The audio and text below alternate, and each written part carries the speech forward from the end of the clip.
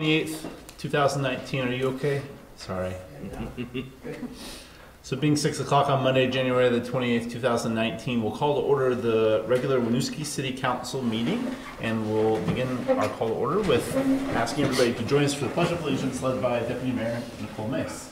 I pledge allegiance to the flag of the United States of America and to the republic for which it stands, one nation, under God, indivisible, with liberty and justice for all. Okay, first up tonight is agenda review. This is an opportunity for council to make any adjustments to tonight's agenda. I think we've got it plotted out, including a public hearing at 6:15, which we'll try to hit. Any questions, concerns regarding the agenda from council? So seeing and hearing none, we'll move on to public comment. Public comment's an opportunity for members of the public to address the city council on anything that's not on tonight's agenda. You'll find an agenda on the back in case you're curious as to what's on there. We also really appreciate everybody who attends tonight taking the time to sign in so that we know who attended the meeting. And if you speak, spell your name correctly in the minutes. It's always nice. So this is an opportunity to speak about anything that's not on tonight's agenda. Yes, ma'am. Yeah, that'd be great. If you don't mind sharing your name. Yeah, hi. I'm Elaine Ezerins, and I'm the new communications manager and development manager for Winooski Partnership for Prevention. I just kind of want to stop by and introduce myself as a community partner. You know, we're always looking to provide input with a little bit of city planning and be a partner on providing information about prevention or substance abuse or, you know, really any data around marijuana, alcohol, tobacco, prescription drugs, that kind of thing. And in the coming months with me coming on, part of what my job is to hopefully implement in the town a policy around point of sale advertising, because research shows that frequent exposure to product placement and ads for tobacco and convenience stores is a stronger predictor of youth experimentation than what peers think or do. So we're hoping to work with you guys in the future and just some discussions and see if we can move forward on something like that. Because according to our 2018 assessment report, which if you guys want a copy, you're welcome to read. It's finalized in June. Almost 50% of all Winooski students reported seeing ads for cigarettes or other tobacco products, most of the time or always. And so, I mean, one of our goals is just to lower this percentage, the exposure to kids. And the other thing I wanted to do was plug our community dinners. We just had one, but our next one is coming up on February 20th. And then we do have one in March, which we just secured an improv group for. So, yeah, I just wanted to let you know that I'm going to be a resource there as well. So feel free to reach out, and hopefully we'll be more out in the community at events, tabling, and that kind of thing. So, awesome. That's it. Well, welcome. Thanks. Congratulations. Now it's a relatively new position. And yes. It's a wonderful organization. It's great to see the sort of reclassification of what the organization is doing from the Winooski Community for a Safe and Peaceful Coalition for a Safe and Peaceful Community for this iteration. Mm-hmm. The other thing I'll just note is most of this body will not be here, or at least half of it won't be here the next after March the 5th. So what I would probably really highly recommend is that you reach out through our city manager or other staff team members, and maybe look at setting up a presentation to go through what the partnership does for the new city council. Yeah. And put those issues and things that you're interested on their radar, because it'll certainly be an opportunity to get your message out, but also sort of frame that relationship to them as well. Yeah, we would love that, and especially around that policy that we're kind of hoping to implement, have a maybe more formal presentation would be great. Would be great. Great. Thanks for joining us tonight. Thanks for the public comment. We appreciate it. Any other items from public comment this evening? Yes, sir. All right. So, I don't want to preempt any pomp and circumstance here. I'm going to a little bit. Slide that across the tape for you. Good start. Thank you. I'm going to ask city staff that are here in the room to stand up. I got asked to say a few words on their behalf to you on your final evening here. I guess I'll start by saying you, throughout the time I've seen you at this table, have always been phenomenal about telling us what a great job we're doing. So it's our turn to turn the table and say it back. You have been inspirationally committed to and passionate about this community. I can say that very firsthand, having spent 10 quality months working very closely with you here during the interim city manager phase, but throughout my time here with the city. And we are all going to miss you quite a lot. I know you're not going far away, and you'll find some way to twist your arm back in soon enough.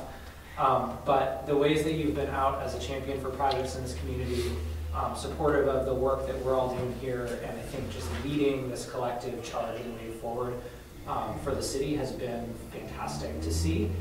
You are leaving, I think, as everybody here knows, some huge shoes to fill. But I just think we all wanted to take a chance. You know, it's hard to write everything down in 3 sentences in a little card because there's only so much space in there. But I think just wanted to take a chance in public here to say thank you to you for your time with the city and how much we really appreciate all you've done. Certainly for the city as a whole, but personally for us as staff too. Can't say enough about it. So thank you. Thank you very, very much. Yeah. I really appreciate that. Yeah.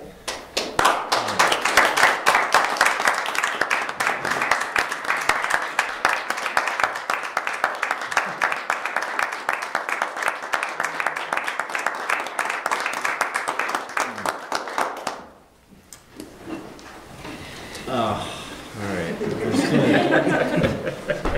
Just gonna say things at the end, but maybe I'll just say it. 2013, the year the word selfie made it into the dictionary. Candy Crush was created. Donald Trump was overseeing a pageant in Moscow. I was looking at what was going on in 2013. The first city meeting I attended as a counselor, we dealt with parking, and we dealt with the results of a TIF audit.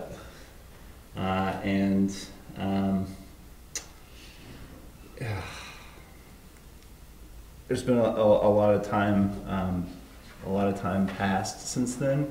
And I want to look at you guys and say, I am so freaking proud of all that you got done, and all that we got done together.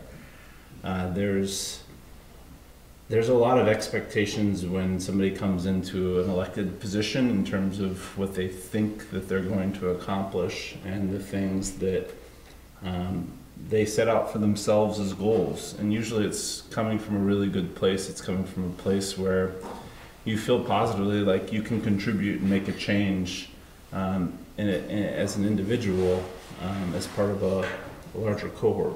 Hopefully people take that attitude towards it.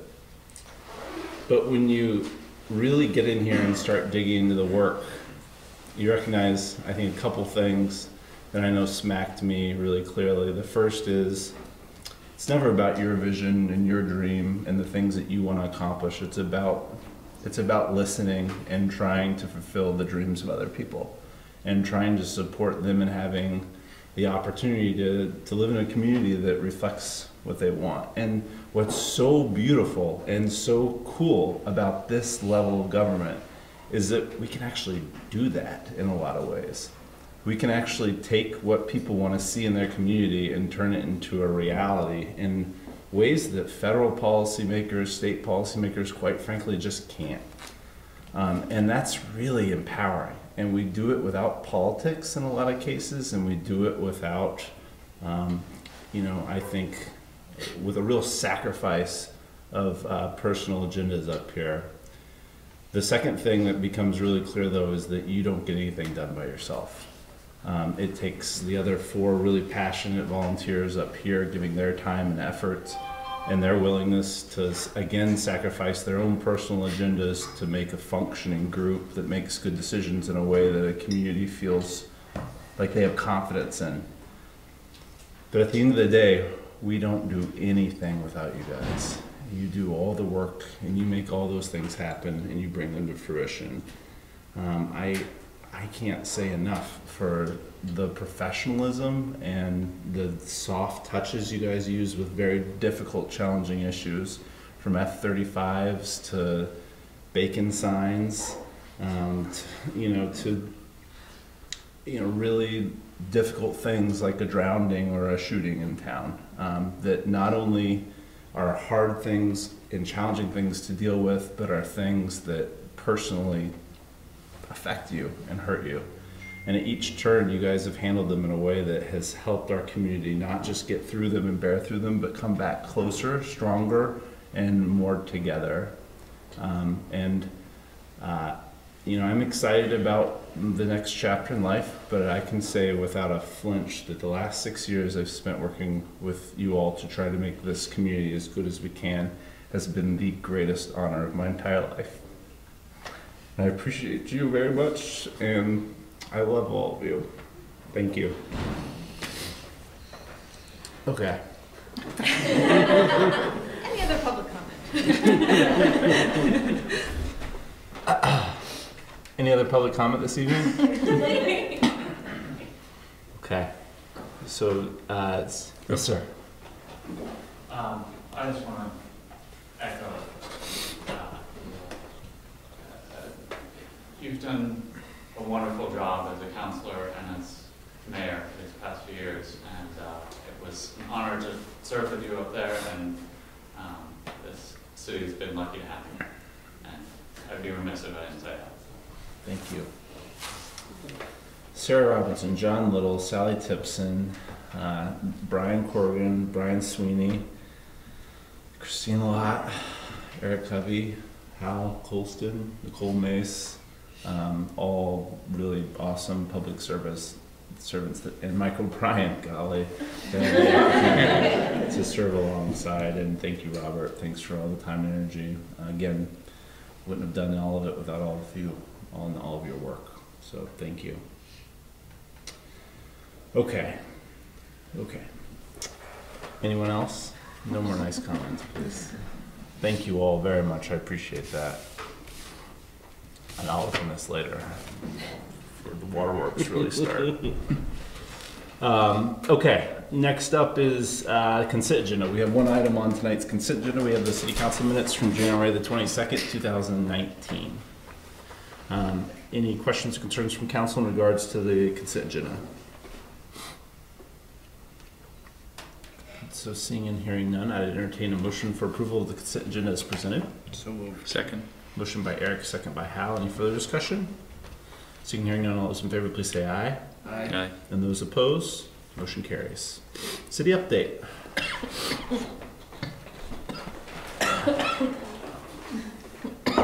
All right, I'm going to try.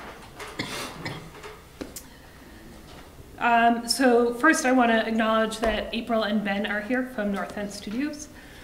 I shared with you over the weekend an article that was in 7 Days about them coming into the O'Brien Community Center, and we're extraordinarily excited for the potential partnership with them.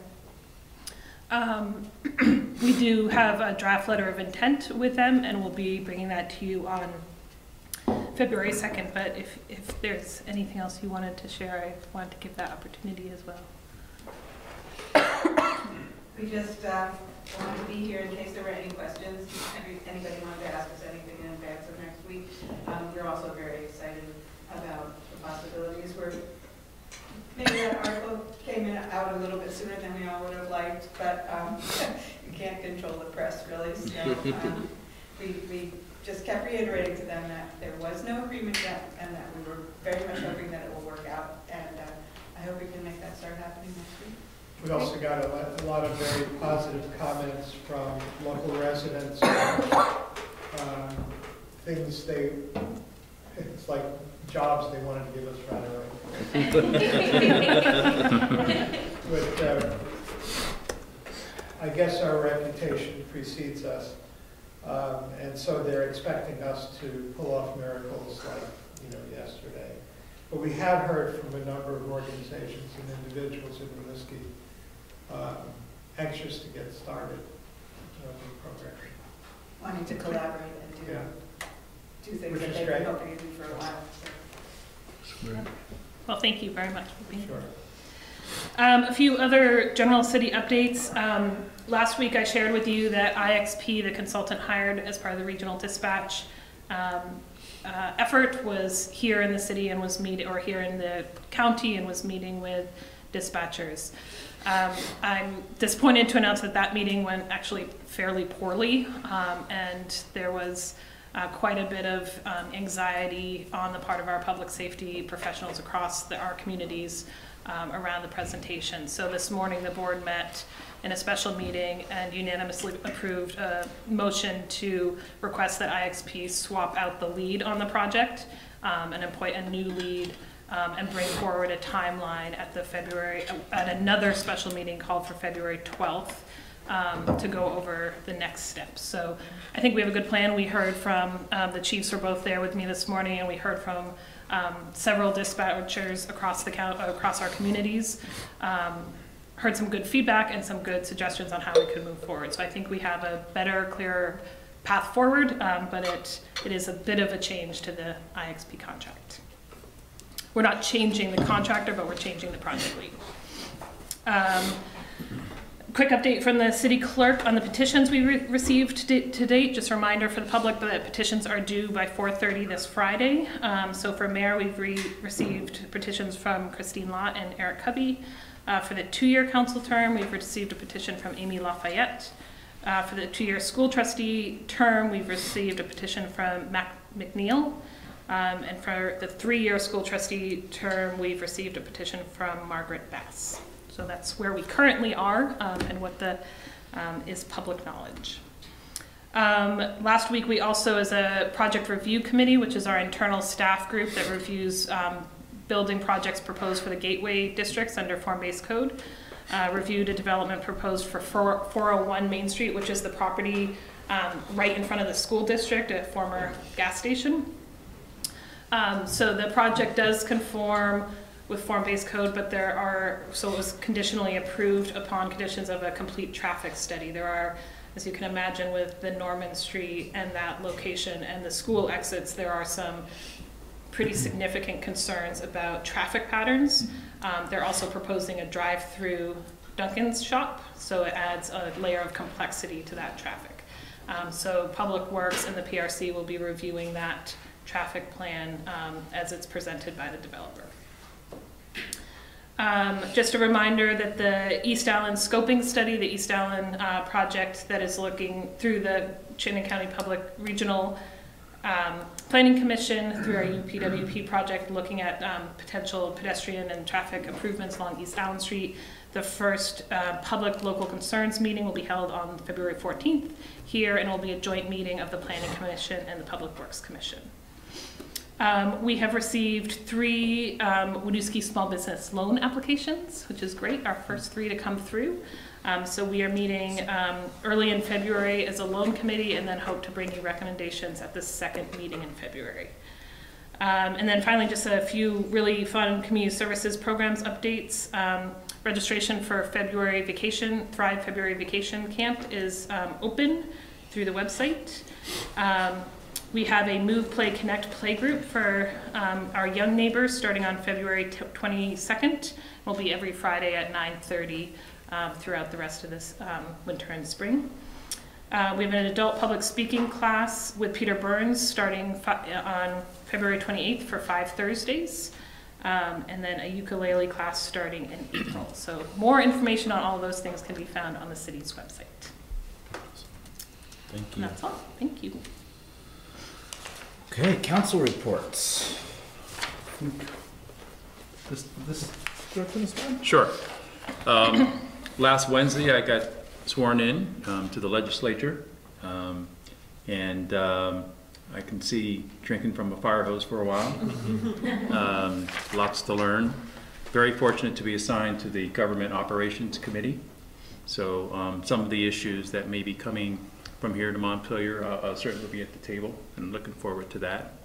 And looking forward to meet with Jessie and her team to understand the priorities of our community, and I can best represent in Montpelier.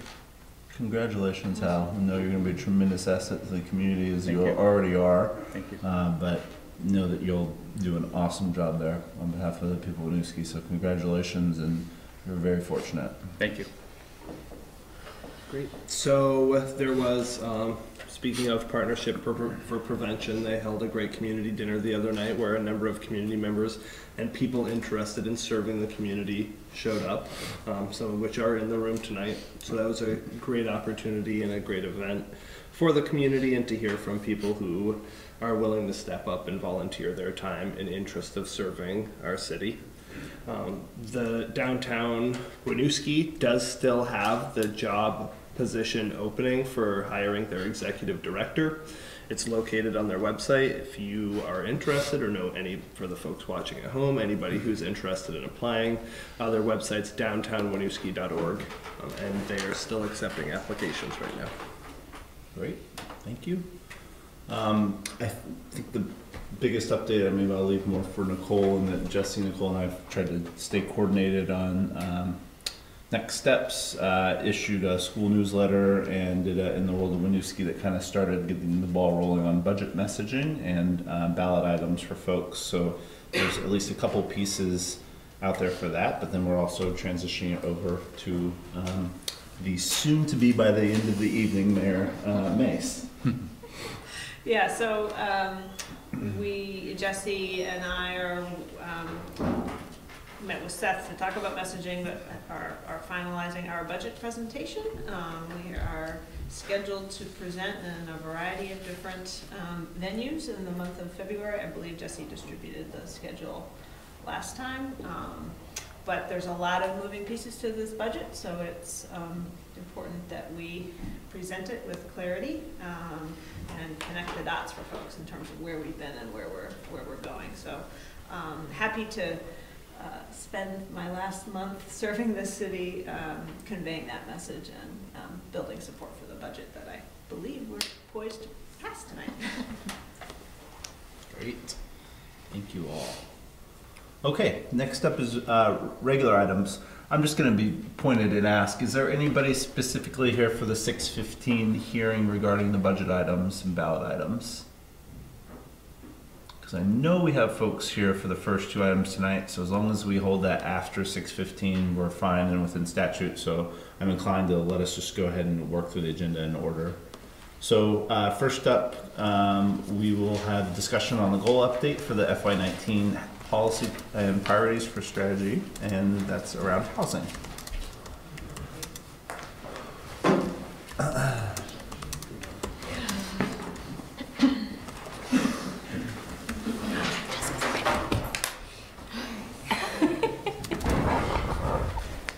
Hello, good evening. So I have included in your packet the regular memo for the housing updates. And I have brought with me tonight a couple members of the Housing Commission because I thought there would be a lot of interest in where the Housing Commission is and specific questions about what we've been doing for the last few months. So I have with me Jessica Bridge and Robert Millar from the Housing Commission.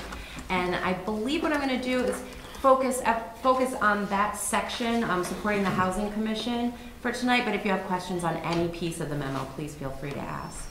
So I'm going to turn it over to Jessica, I think, on what we've been doing recently. Okay, so hi, my name is Jessica Bridge. I'm on the Housing Commission.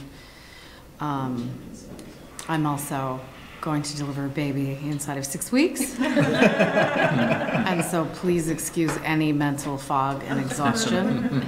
It's full disclosure. Okay, so if you will focus on the first table under the heading Support the Housing Commission and Planning Commission to conduct parcel data analysis to understand sort of the baseline of where our median rents are as compared to the Burlington Housing Authority and HUD fair market rents. You'll see that, so we had 70% of reporting back, so more accurate than even the last time that I think we met with you. Is that?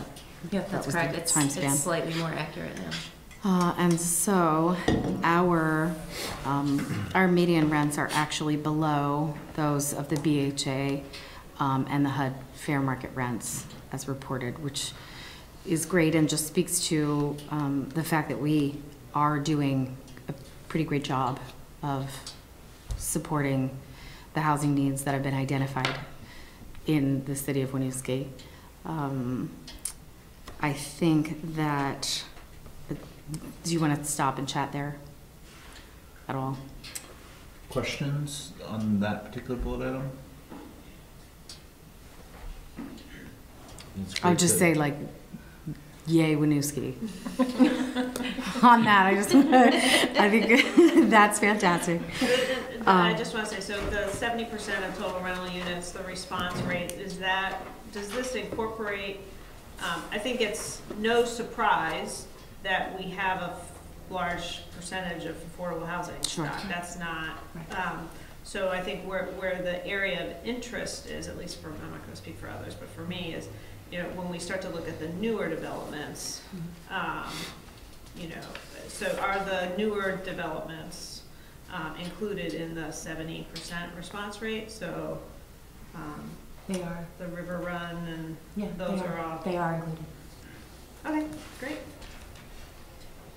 When we get down to the lower chart, I think that raises other questions. So, moving on to the lower chart. Yeah. So we set a target rate, the Housing Commission set a target rate of 15% of new rental units being affordable to low income households.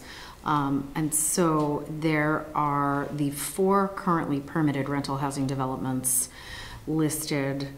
Casavan Overlook, which is primarily affordable, which I know that you're all familiar with.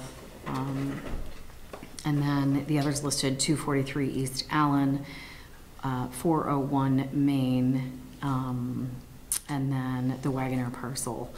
I guess one thing that I would like to note is that these are currently permitted, though I'm not sure that each of them will ultimately be built, at least in their current iteration.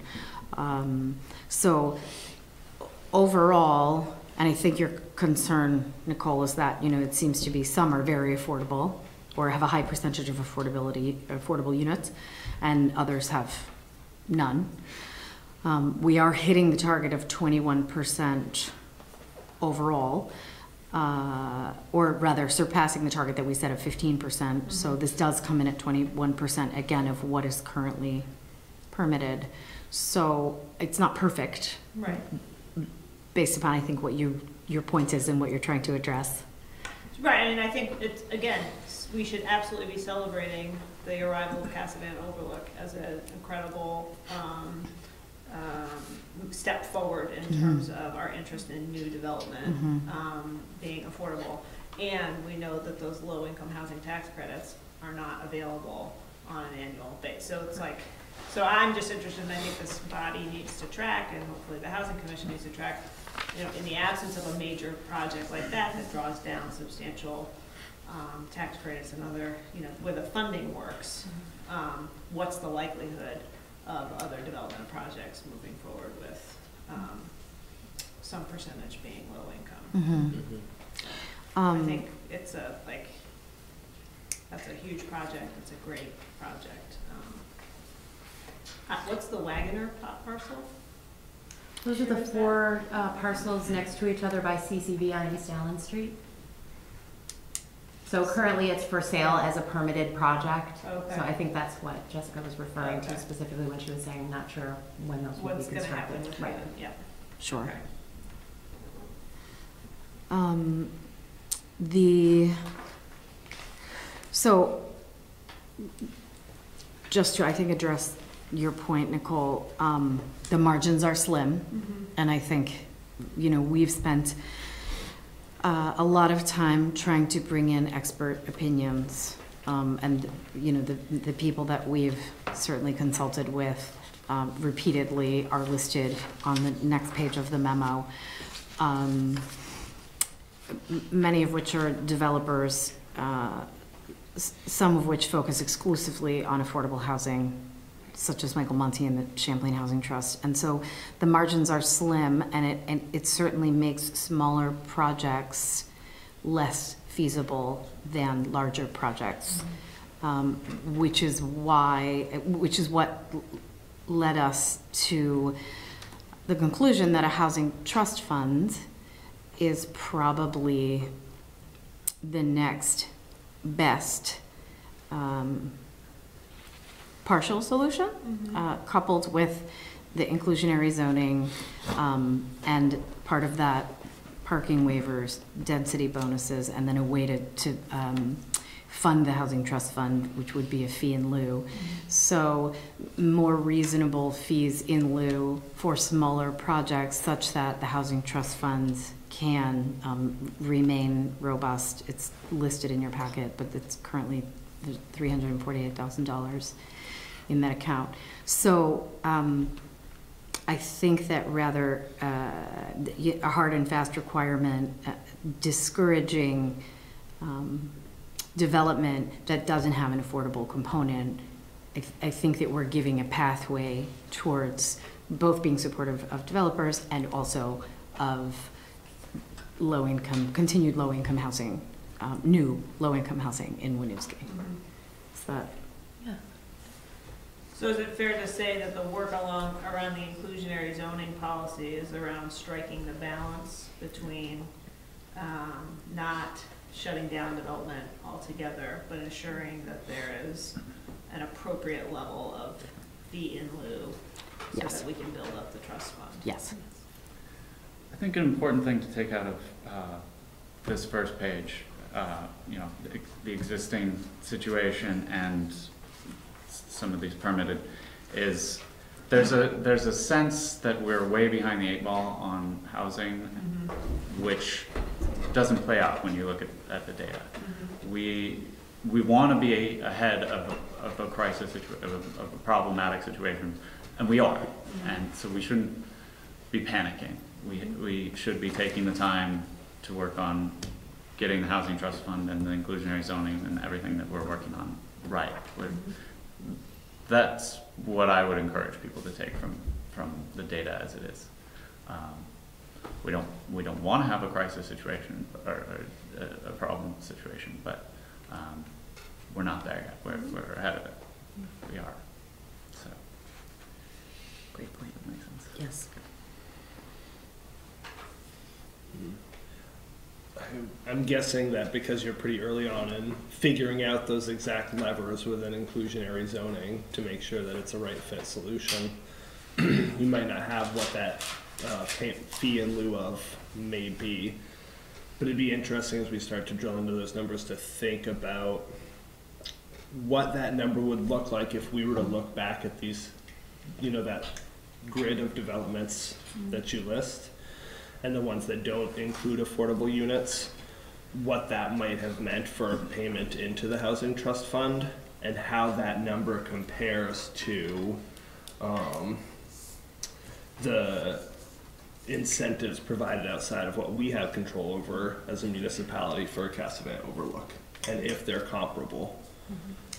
Yeah, we are early in the process. We have been through 4 versions of inclusionary zoning. After we had the meeting with Nate DeJess, who allowed us to run the numbers on his project, it once again was in flux a little. We had been talking about $50,000 per unit.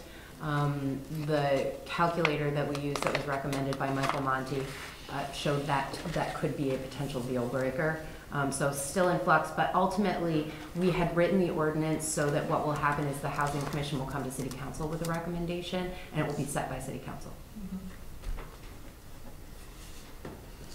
Not on a case-by-case basis. No, on a one-time, you know. Right. So you'll be involved in that final decision about what that amount will be. And Robert, I appreciate your point, and I agree we're not in a crisis point, but there is a level of urgency in terms of, you know, we are seeing pretty big projects becoming permitted, and I, you know, suspect, although, you know, don't know for sure, but once the budget is approved and we move forward with construction on Main Street, we might start to see other parcels move. And so that's why it's important to me to get this cart, you know, underway. And so I appreciate the due diligence, I appreciate the interest in getting it right. And I think at some point we have to put something in place. And if we mess, you know, if it's not perfect, it can be evaluated and tweaked over time. But so appreciate the, you know, informing the approach, informing the process, and having a policy in place that reflects the competing interests. And I am personally,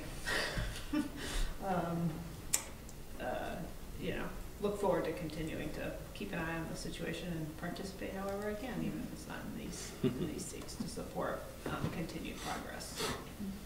Agreed. I have, it is really nice to see the forward momentum that you all are pushing and working to get us to a place where we can implement a policy.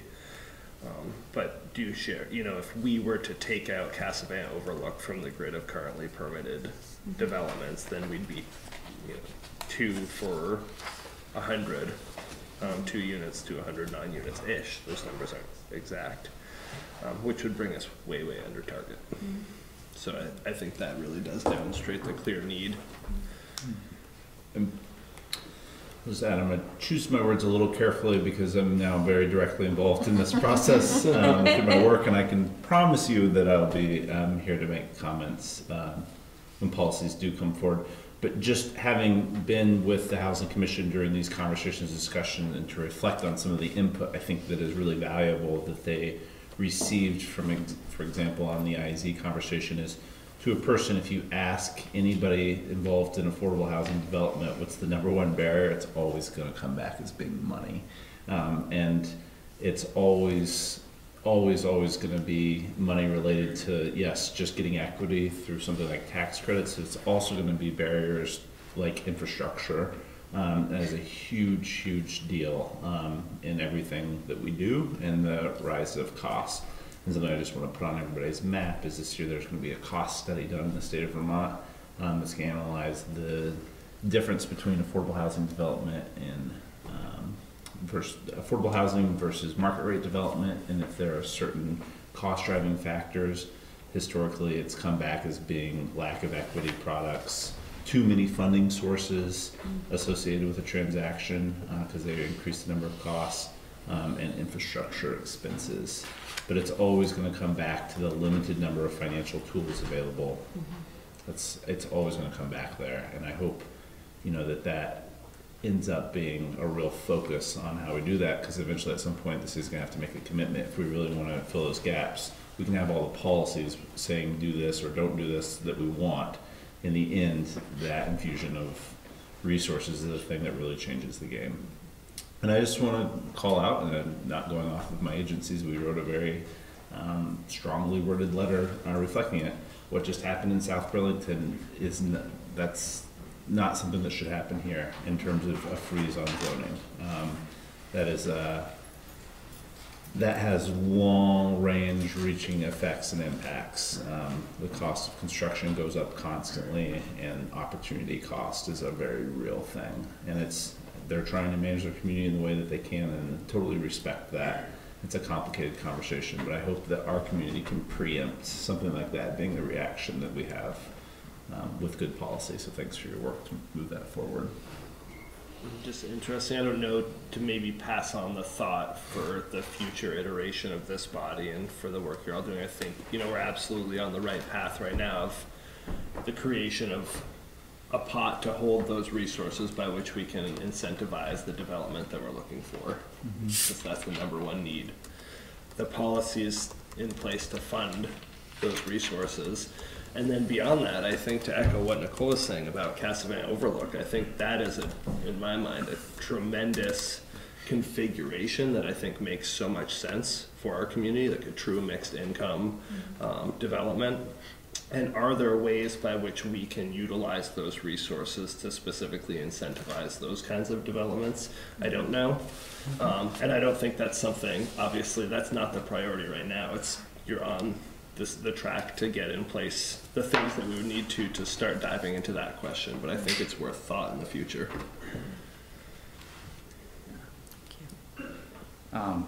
Yeah, I just want to point out one last thing on this, and we can move on. In thinking hypotheticals, you know, if Casavan weren't able to work because they weren't able to get those credits, we wouldn't necessarily be looking at a situation where it's the other ones and just too affordable. If we try to push something through that had a negative impact on development, we could very well see all of those drop off, and then we have no development, let alone, you know, just the 2 units we could have none. So that's something we want to avoid as well. You know, it's not just one or the other. So anyway. I agree. It wasn't a comment directed at encouraging you all to push through a half-baked policy by any means.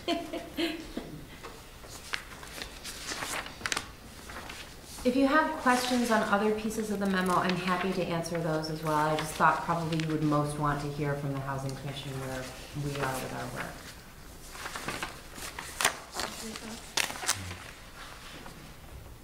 And, you know, I think the other thing is the expanded relationship with the Housing Authority and other partners developing supporting affordable housing is going to be a big key for the city going forward. So if I can just jump in actually on that one, and not related specifically to the Housing Commission work, but I just wanted along the lines of this can't be solved solely by these big subsidized projects. It needs to be solved comprehensively in the city. But we are working on another big subsidized project with Champlain Housing Trust on a permanently affordable home ownership product at the front of the O'Brien Community Center space. So just a quick update on that. As you remember, we signed a pre-development agreement with them in early December. And they have continued to look for that innovation fund as well as start conversations with funders to bring new market tax credits to that project. So they are looking to move that forward fairly quickly as well. So just a foreshadowing of future conversations about that development.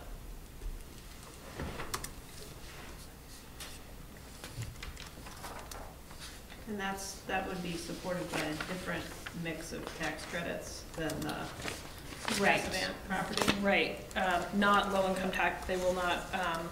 Well, they may if they don't get another kind of funding stream, they may do that in the future. Mm-hmm. But right now, the idea is to bring new market tax credits to that effort, which is tax credits that are not solely directed for housing, but can be directed for other uses as well. Mm-hmm. But CHD is really pushing the envelope to figure out how to use them for affordable housing projects.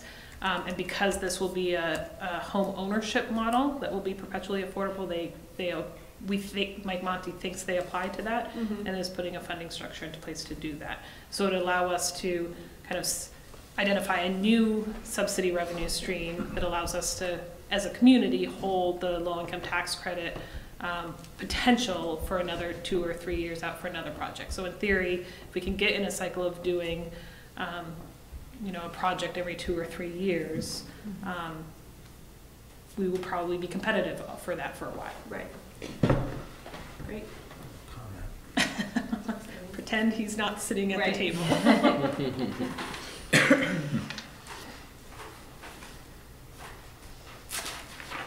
And then I just want to add, just as a parting word on this too, that through a grant from HUD called Thriving Communities that CVOEO is managing, there's currently under construction a community toolkit for housing commissions and dealing with housing policy.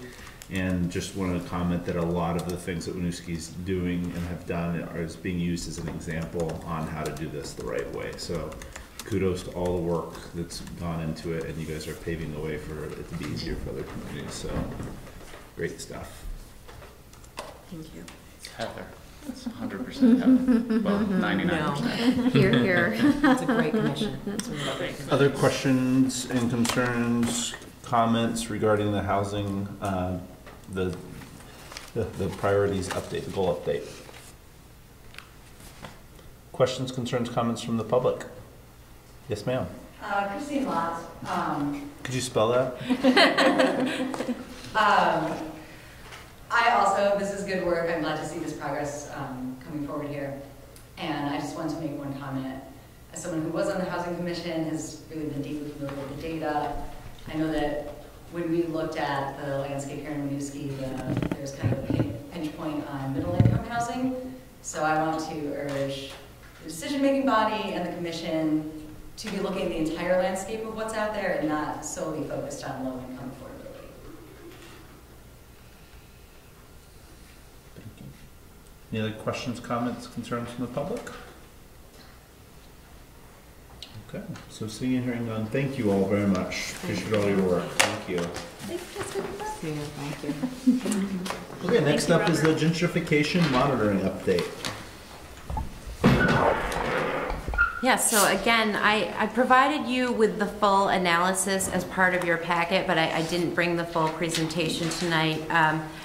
What I do want to kind of look over is the scorecard, which is the overall view.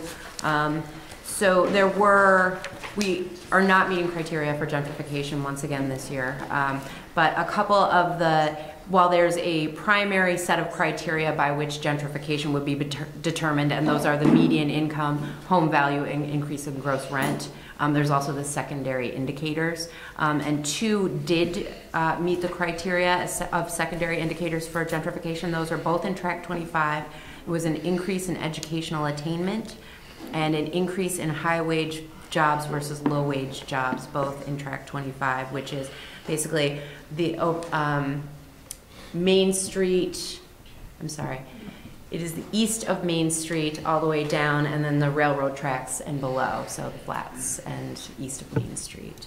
I will say that because it's a relatively small sample size, having a couple of families relocated across Main Street could account for that swing, and it was primarily in homeowners that this change was made. So just wanted to bring it to your attention. It's something that I will continue to watch. Let's open that up to questions, comments, Sure. concerns.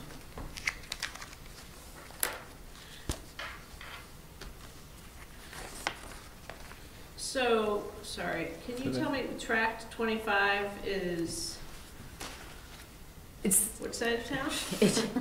Well, it's both sides of town. Track Yeah. 25 is the east side of Main Street at the top, and then the railroad tracks and below all the way across the city.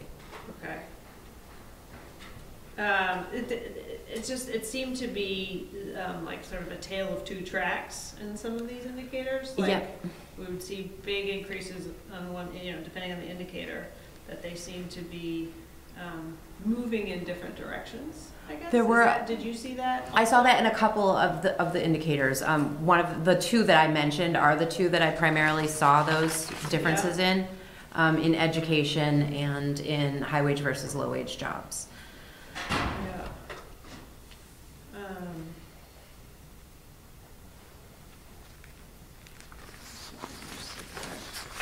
Yeah, I think it's going to be interesting as this goes forward, Heather, to think about how effective the track is, how all these measurements are done. Mm-hmm. But getting to some kind of weighted average in the future may end up being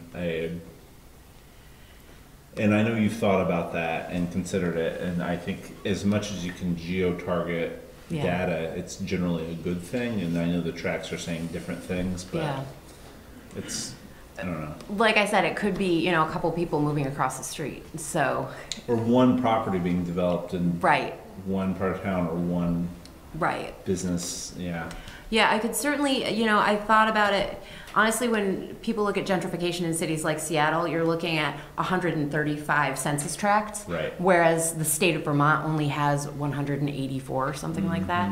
So, it may be that I need to realign how we're looking at it, so we're not seeing, it doesn't appear to be a bigger shift than what it is, and I'm perfectly open to doing it in a different way. Something to think about. Yeah. I think your development corridors, or the gateways, are split between there. Yes. We should see the activity or the focus that we've had around sort of new housing development has been in those corridors, and it's split between the two, so it's kind of interesting. It is. But I think the geo-targeting that you did was, I think, opened a lot of eyes to where, quote unquote, poverty pockets do exist in Yes. places and spaces that some people might not Correct. notice by eye. Correct.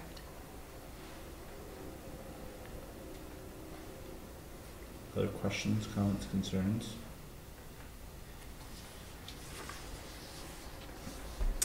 New council has a lot to learn. But this is a great tool, and it's really interesting data to watch. And I think as you start to scope it out over a couple of years, that's when it's going to get really fascinating. I agree. And I think when we have the actual census as opposed to the community survey, we may see some differences there as well. So. Yeah, and I mean, that's something to really think about and note, is that there's a lot of questions about what's going to happen. And, you know, a threats thing to look at as a community, I was going to mention this to the school, if they should be thinking about this too at some point, is what federal funding or state funding is available to our community now that may or may not be as a result of any drastic changes in our census data. Because that's something that I certainly have had raised to me by state people before, is you might want to get this in before the census data comes. So, something to think about, future people. Any other questions, comments, concerns in regard to gentrification monitoring? Council? Questions, comments, concerns from the public? I have a question. Yes, sir. Corey Mack. I'm wondering, is this report something we should be celebrating? It doesn't say one way or another if it's like a good thing or a bad thing. These are just the numbers. So I'm wondering if this is something we should be celebrating. It seems to me that we want to shift all the numbers to the right, but not necessarily by like transitioning people. I'm not suggesting that like we should shift people out. I'm just wondering, like, we should all be hoping to lift everybody up. So, you know, being to the left or the right of that third, I don't know if that's a bad thing or a good thing or what. And so that's, I guess, my question is, if it's a celebration or is this a good report? I don't know if it's mixed. It's probably mixed. So. The concept behind it that was flagged in the housing needs assessment is constantly checking back on critical data points that might signal that a change is occurring as quickly as possible.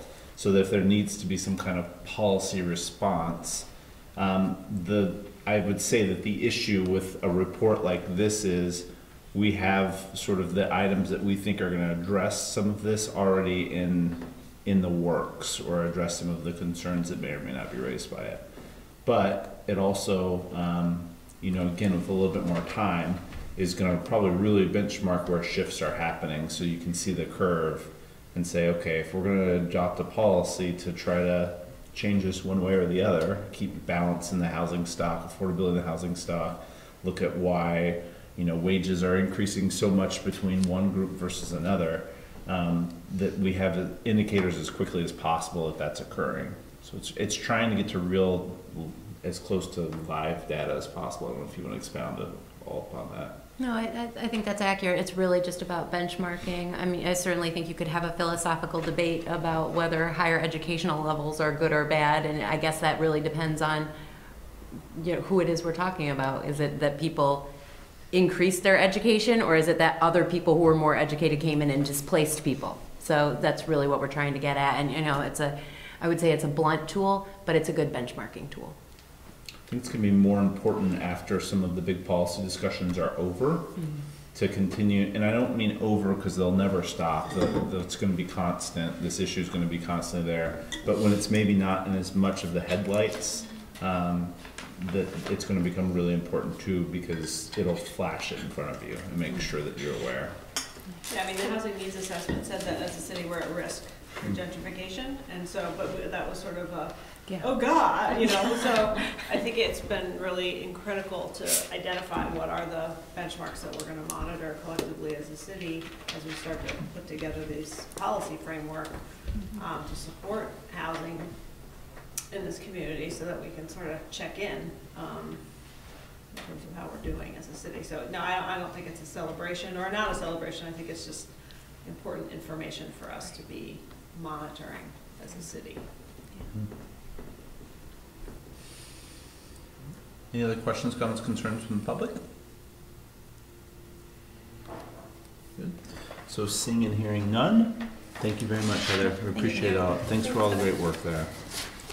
All right, next up, we're going to open up our public hearing that was scheduled for 6:15 regarding the ballot items and the FY20 budget.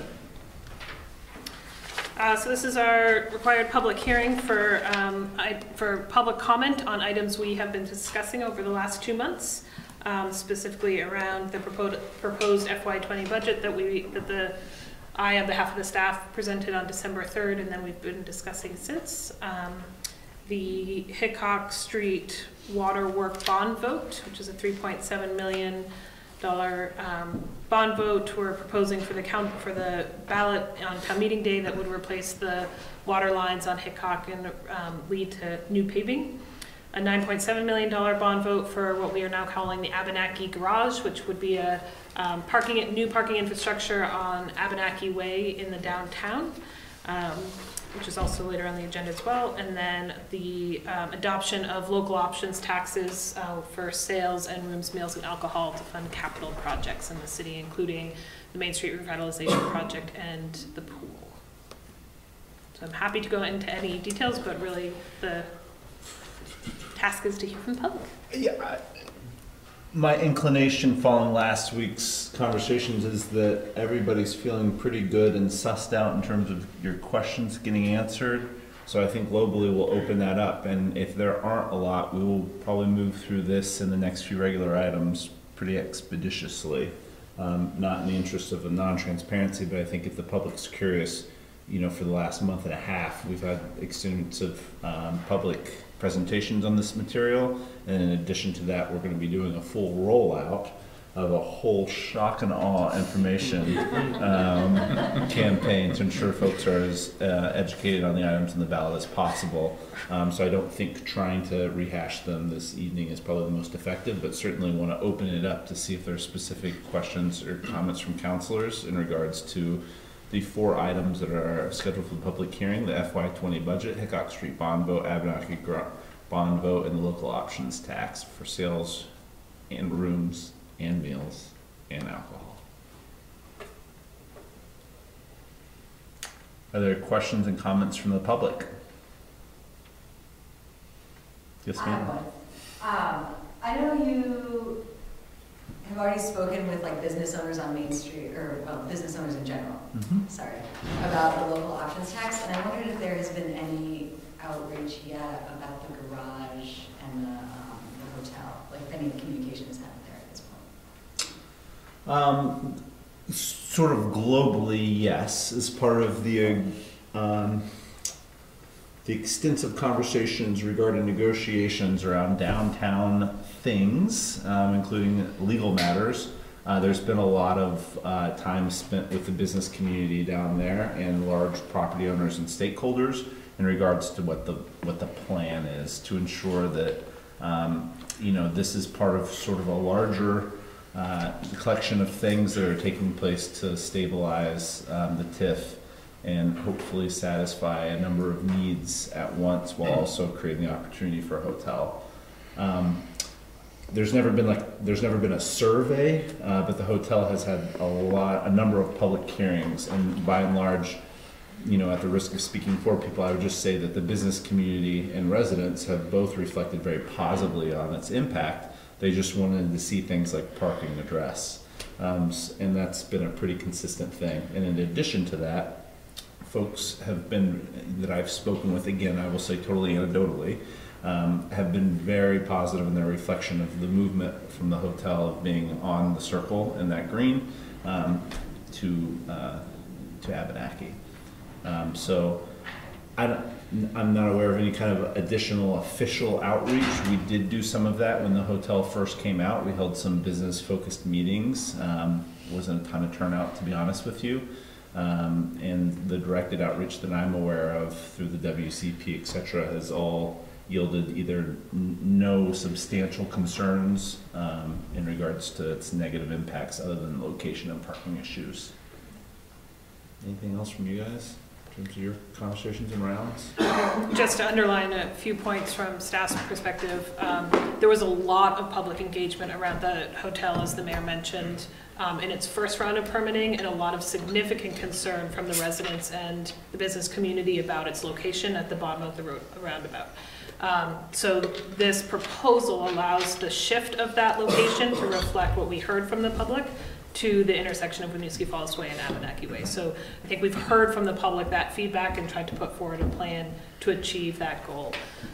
We have presented it to the Downtown Association, the property owners in the TIF district, and they're very supportive as well as a number of the businesses in the downtown. I mean, this, you know, this technically was before the voters is a bond vote for the municipal infrastructure, but what it also achieves is new public parking for our residents and our visitors who come to our business community, the full build out of the TIF district and the repayment of that debt so it can retire and that money can flow back to the general fund, securing the downtown vibrancy, making sure that moves forward, and realizing the community goal of the hotel that was conceptualized during the Winooski redevelopment master plan. Sounds pretty good to me. Maybe she should do the presentations. I'm just no way. And I'll also just add, if for folks reading interest, that we did conduct a large-scale third-party parking study, and this is one of those solutions in terms of how to mitigate the concerns that were expressed by it. And that also included really extensive engagement with the business community and residents. That was an important piece of all this too, that informed the need for a garage or the potential demand for a garage. And one other thing to add, I think we're talking about this as a joint redevelopment or the full redevelopment of Lot 7D, which is partially the parking infrastructure and partially the relocation of the hotel. What the vote is before the council tonight is the authorization resolution to put the bond vote on the agenda on the ballot for the municipal infrastructure. What the council will next take up as the permitting authority under the TIF downtown master plan is the approval of the design. So at the next council meeting, they will be going through the full design review process for that permit application. So certainly well before the voters weigh in on this bond vote, there will be several more opportunities to weigh in on specifically the design of the project and, quite frankly, whether the city wants to be a co-applicant in that Act 250 permit process. And because it's both a private development and a public development partnership, it's kind of complicated how these votes roll out altogether. Other questions, comments in regards to tonight's public hearing? So seeing and hearing none, those are items on public hearing as part of the required process. We'll now close the public hearing and return to tonight's regular agenda. First up after that on regular items is the approval of the necessity and reimbursement resolution for $3.7 million bond for Hickok Street water work. So just as a quick introduction to the next 7 or 8 agenda items, in order to move forward with the ballot on town meeting day, there's a number of steps the council needs to approve to determine the necessity of a bond vote and to pass different rate structures that go into the final passage of the complete budget and putting that budget before the voters. So this first item, and I'll bring John Rauscher up to answer specific questions, is what is called the necessity and reimbursement resolution, saying that there is a need to repair the water line along Hickok Street, and therefore a need to go to the voters and ask for a bond to do that work. Also outlined here is the breakdown of costs across the breakdown of costs by fund for the project, and the project sheet that John has put together for this. An important part about this necessity and reimbursement resolution and the next one is that it does include the reimbursement portion. So between the If it is approved by the voters and the time we actually incur the debt, because debt can only be incurred twice a year for municipalities, we are allowed to reimburse ourselves for costs incurred in that interim. And you are required to pass a resolution saying that we are allowed to do that. Good. Again, I think the interest, given that these have had a lot of coverage, I'll just turn to council and ask if there's any questions or concerns regarding this item. No, but I just want to sort of restate so this is the replacement of a water main that is over 100 years old, that is the entire length of Hickok Street, including some of West Lane. West Lane, yep. Has had 5 breaks over the last 5 years and is expected to be funded primarily through water fees, so it's not going to be funded through the property tax. Correct. Those to me are the key takeaways. So Yes. we're going to do a major infrastructure project that will improve the water lines in a neighborhood that has not seen a lot of attention paid to infrastructure, at least not this type of attention. It's been Band-Aids and stuff. And it will not increase property taxes. Correct. Correct. I did hear a good thing for that public messaging. This stat you gave when we were meeting the other day, that every break costs what, $10,000 to $20,000 in repair costs, and how many of those do we need to go through before it just financially makes sense to invest? Not to mention the disruption to the residents Right, and exactly. the staff who have to work 24 hours a day just to try to address the problem. Yeah, and I will just add, so we do have sort of a master plan of water main replacements that we've ranked. So this is obviously one that's very high on the priority ranking. So we do have, a full, looking out 20, 30 years, how do we get after all these 100-year-old plus water mains? So this would be sort of the first in that master plan work. Since 5 breaks in 5 years, it's definitely due for replacement. Got a good example this week of how disruptive that can be. Indeed. Not to make light of that. Any questions, concerns from council? Any questions or concerns from the public? So, seeing and hearing none. Let me get my agenda back up. I'm sorry. Yeah, just want to get the number right. Thank you. I would entertain a motion for approval for the necessity and reimbursement resolution for the $3.7 million bond for Hickok Street water work. Motion by Nicole, second by Eric. Any further discussion? Seeing and hearing none, all those in favor please say aye. Aye. Aye. And those opposed? Motion carries. All right, next up is the necessity and reimbursement resolution for a $9.7 million general obligation bond for the Abenaki parking garage. So similar argument about the need for a necessity and reimbursement resolution by the council. What is in your packet tonight is, obviously the cover sheet is a 15-year finance projection of the payment of this. This is all anticipated, while it is a general obligation bond, is modeled to all be paid for by our parking fund. In other words, no property tax impact. That model does make a number of assumptions that I want to take a few minutes just to walk through. So, as the mayor said, it's a $9.7 million bond vote. Just tad over 9 million of that is construction and design costs. About 700,000 is soft cost, design and engineering.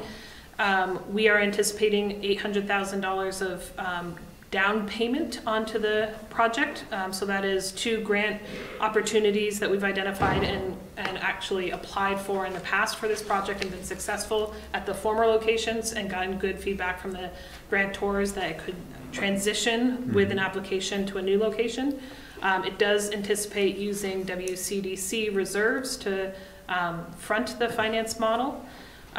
It does anticipate half of the debt on this project being non-taxable and half being taxable, which changes the amortization schedule a bit. And then overall operating assumptions we've met are, again, the CDC reserve use and then continued annual use to fund the parking fund, therefore to not impact the property tax rates. It assumes that the Abenaki garage will be that half exempt tax, half the debt will be tax exempt bonds. It assumes a collection of parking agreements to be fully executed by all the parties with a number of private users as well as allowing for public spaces. It assumes the 2 grant applications, and it makes some estimates about operating expenses for the Abenaki garage. Luckily, we have very good experience with the current garage, so we are able to estimate those pretty well. So I will stop there and answer any questions you have. So just want to reiterate to folks, we discussed this a few minutes ago, but the idea again is to get an additional parking facility that will stabilize the downtown, create the opportunity for the development of a hotel, which will also increase the taxable value of downtown property and therefore again help with the repayment of the TIF. One thing I'll just add in to Jesse's sort of notes on the funding is that we left some flexibility in the TIF budget to assist in handling additional future debt post build out and completion of the TIF. So should one of those things not go perfectly, there is a potential forward commitment capacity there for the future, but it would be a couple of years before it came online. So that's just something I wanted to add in there that I've been thinking a lot about in terms of those potential, we'll say, risks of one of those things not working out exactly the way that we think.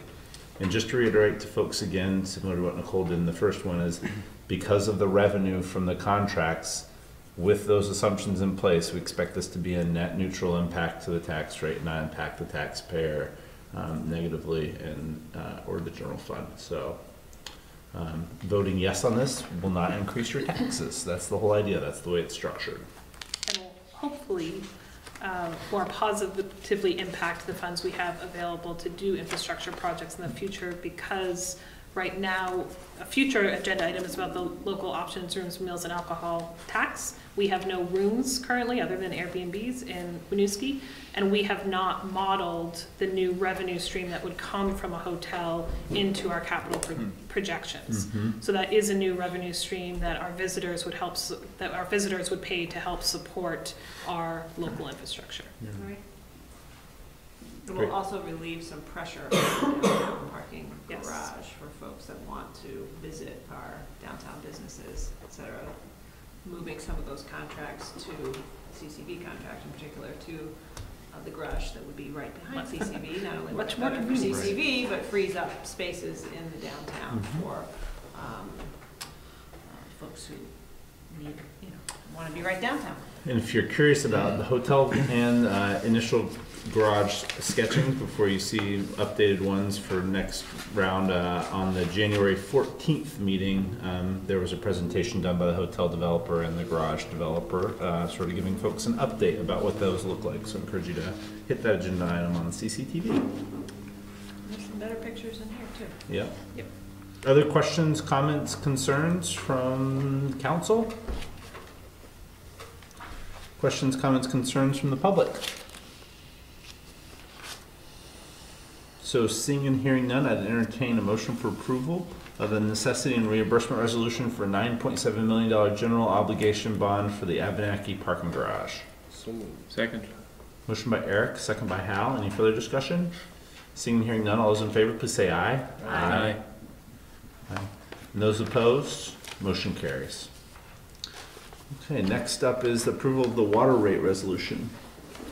So I'm going to let John walk through this as well as the memo he prepared answering your questions from last meeting about the impacts to the users.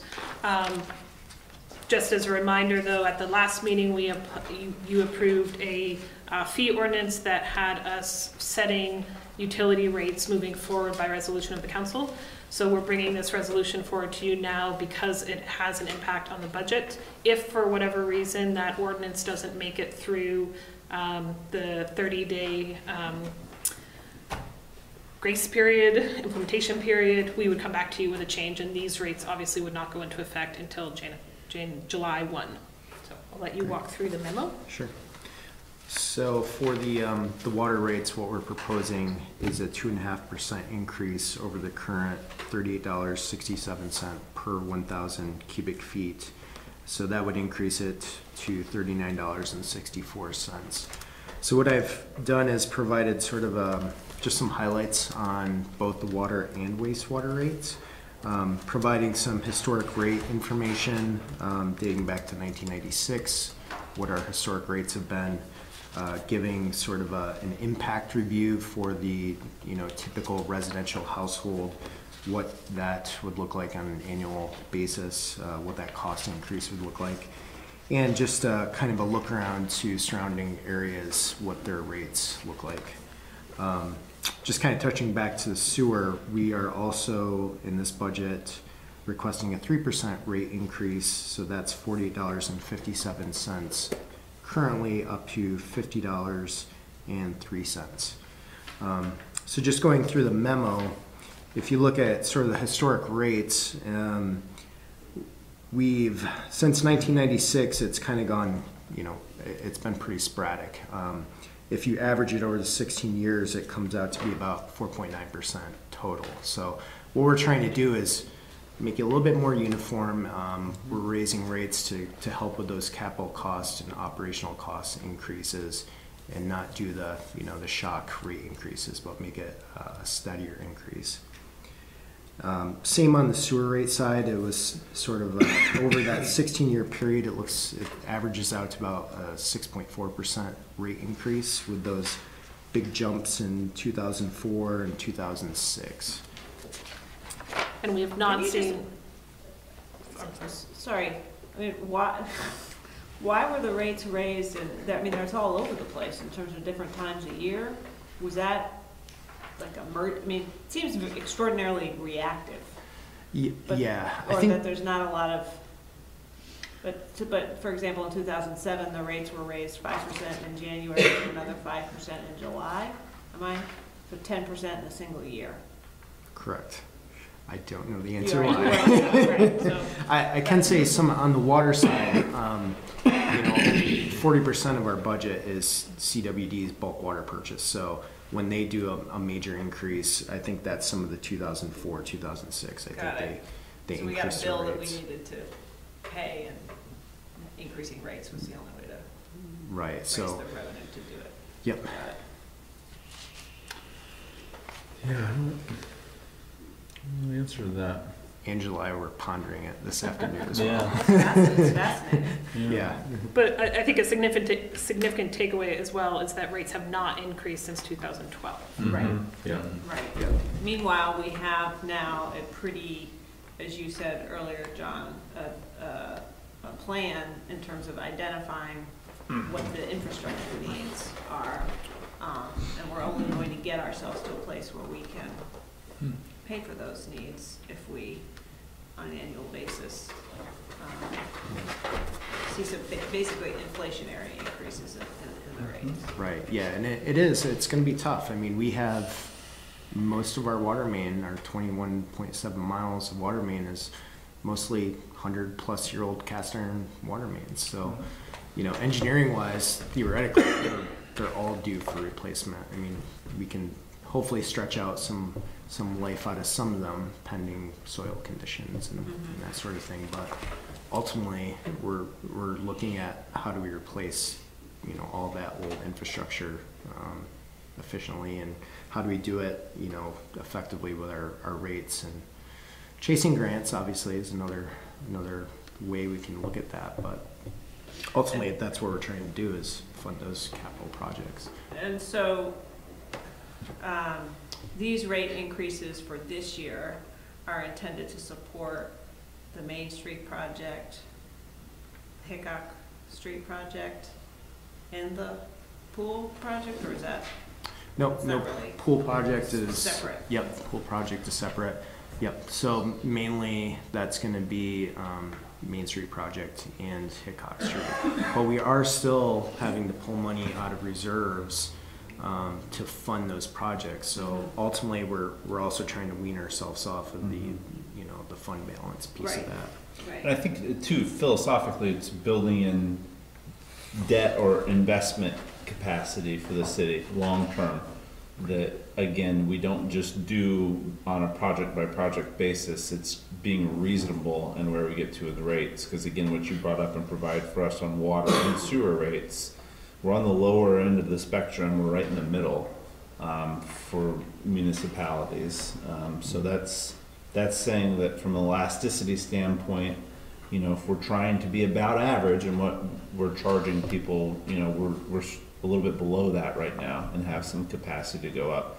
But I hope residents feel good about the idea, in fact, too, that this isn't being done to sort of float just a general fund hole or plug a hole in, you know, general operations. This is being reinvested directly back into infrastructure. And I think that that's key and critical. And again, to Nicole's point, the fact that there's a plan in place of where the investments need to be made, I would again hope people feel really good about that, that there's a strategy of what to update and how to get there. Now we just gotta pay for it. Yep, so kind of looking at the rate impact review, what we've done is we looked at, you know, what a typical household, what would be the impact for these two rate increases. So, you know, we're assuming 90 gallons per day, which is probably a little high for most households, but based on that, you know, for comparing previous rate and the proposed FY20 rate, we're looking at, you know, $12.80 increase for annual on the water side and $19.27 on the sewer side. So total would be about $32 increase for the year for water and sewer. Questions?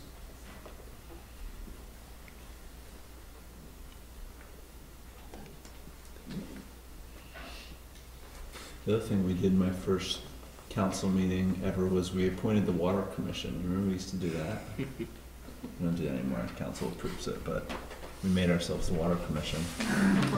I went back and looked at the agenda. Other questions, comments, concerns from the public? Any questions from the water commission / city council? Okay, great. So seeing and hearing none, I entertain a motion for approval first of the water rate resolution. So moved. Second. Motion by Nicole, second by Hal. Any further discussion? Seeing and hearing none, all those in favor please say aye. Aye. Aye. And those opposed, motion carries. So anything special you want to add to the wastewater? Can we go ahead and take that one on? Great. So now any questions or concerns regarding the wastewater rate resolution? Some content we just covered. So seeing and hearing none, I entertain a motion for approval of the wastewater rate resolution. So moved. Second. Motion by Hal, second by Eric. Any further discussion? Seeing and hearing none, all those in favor, please say aye. Aye. Aye. And those opposed, motion carries. Thank you, John. Great work. Appreciate it. Thank you. Thanks. Exciting work ahead, too. All right, next up is local options tax on sales and rooms, meals, and alcohol. So as we have been talking over the last year about the Main Street revitalization project and the pool, one of the things we've been talking about is bringing new revenue streams into those projects. So the adoption of the local options tax for sales and for rooms, meals, and alcohol would raise about $250,000 annually for the city to be directed towards capital projects. So upon attorney review of the charter, where our ability to implement these local options taxes was passed and granted to the city, the attached resolution is required in order to, again, find it necessary to place that vote on the town meeting day ballot. Great, and again, what we've talked about a lot is we're investing this back in infrastructure that we believe is going to support the entire community, but will also be supporting the business community, and as such, we're trying to share that financial or fiscal responsibility and carrying debt for the city related to these projects with businesses and the patrons who come into the community use that infrastructure on a regular basis and enjoy the benefits that it provides to them, with homeowners who are also covering through the general fund a portion of this too. So it's a way of trying to make that equitable. It's something that the community supported in the past, and it's something that we've communicated very openly with the business community on, and have to say there was, again, at the risk of speaking for people, a collective shrug of, yeah, that makes sense. We're in a donut hole of communities that have this, so it's not seen as a competitive disadvantage to many of them. And we also talked through with them what the implications would be on the technical application side, and it's a very easy thing for them to do functionally, so there was little concern about that. And we had our largest restaurant and our largest retailer both come in and have face-to-face conversations about that, and both were very, in the end, supportive in large part because we're committing this towards capital improvement again. We're showing them where it's going. Questions, comments, concerns from council? Questions, comments, concerns from the public? Yes, sir. Okay, you mentioned Airbnbs. Are they affected under current law? They would be affected under current law. It would be, my understanding is if you use Airbnb, it's part of the process that, it's a tax that Airbnb collects and sends off to the state. So the individual homeowner wouldn't need to change anything, but on the Airbnb side, it would change. There's actually a little thing that says local options tax in the billing. I've seen it before. Yeah. I think there may be some changes coming down from a state level in regards to regulation of Airbnbs as well. It's a hot topic. And just as a reminder to our state officials in the room, that of this one, so we will, if this is approved by the voters, of that 1% collected on both of those taxes, 70% of that 1% comes to the city, and 30% of that goes to the pilot fund. Other questions, comments, concerns from the public? Something the voters have supported again, and we hope they will, or supported before, hope they will once again. I entertain a motion for approval of the local options tax and sales in rooms, meals, and alcohol resolution. Second. Motion by Nicole, second by Hal. Any further discussion? Seeing and hearing none, all those in favor, please say aye. Aye. Aye.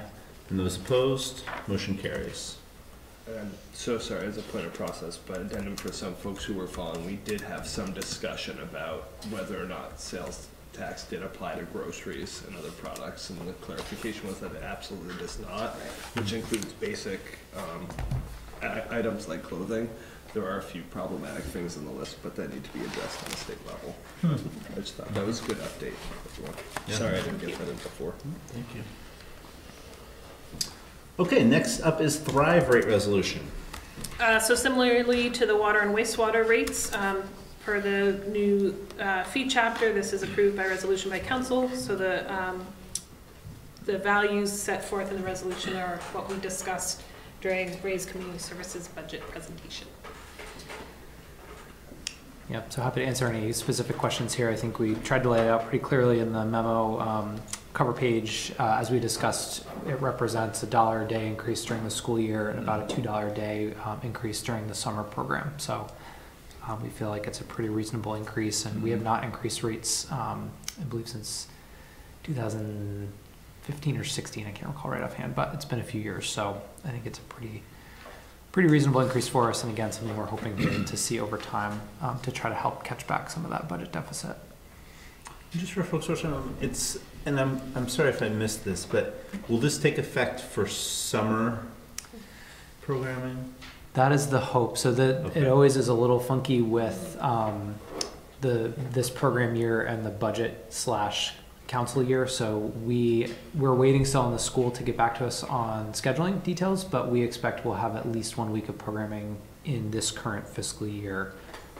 So we'll have to discuss whether we have varying rates for those 2 weeks or how we want to approach that, but we'll do that by the books. But yeah, we'll have at least a week of programming in June. Great.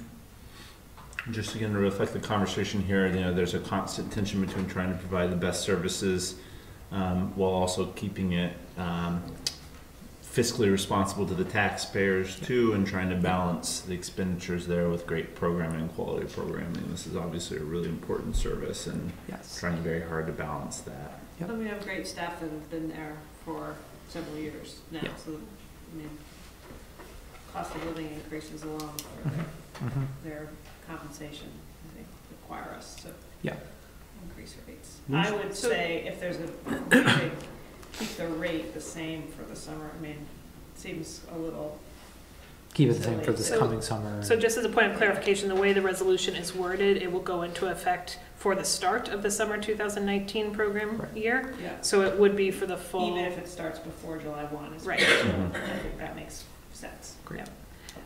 And one other just piece of clarification, we talked about this at raised budget hearing, but because you brought it up, Nicole, when we did the wage compensation implementation this year, one of the greatest impacted group of people were the Thrive teachers. We had been maintaining them at essentially a minimum wage-ish rate, and so we want to treat them as we treat entry-level employees in the city and respect the very hard work they do. But it did have a negative budgetary impact on this budget. Right. Well, and I think just when you think about continuity relationships for young children, if we're going to offer a program like this, it makes sense to offer a program where we're going to have continuity in some key staff positions. So. I think to your point, we've had really good fortune and kept staff for a while now, and that's not a universal truth in the field we work in. So it's a really good sign. It's good for kids, good for program. I think co-locating at the school was another big piece. A lot of folks work during the day at the school, and then they can it's an easy transition. Yeah, I think I do struggle with increasing the fee for this specifically, just for the reason that there is such little in way of childcare available in the region, and despite this being for fee-paying families, we don't know the economic realities of somebody's situation just by their income threshold. But that said, I do know that you and your staff work really hard to take that revenue and put it into really quality programming. So I will, I am in support and will vote to support this, but don't want to be looking, if I am at the table in a year, I would find it really challenging to be looking at another potential increase.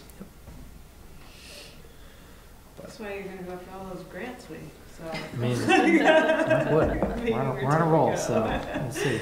Are there questions, comments, concerns from council?